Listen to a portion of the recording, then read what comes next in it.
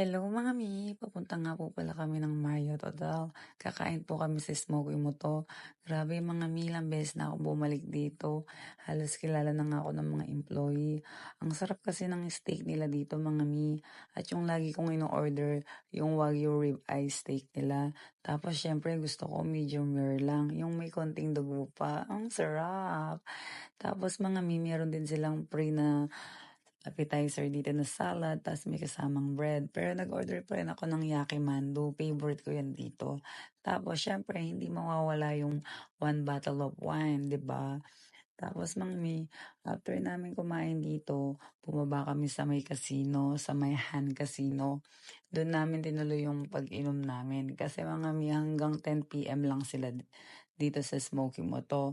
After namin na mag-chill sa Han Casino, tinuloy na namin yung pag-inom namin sa nightclub.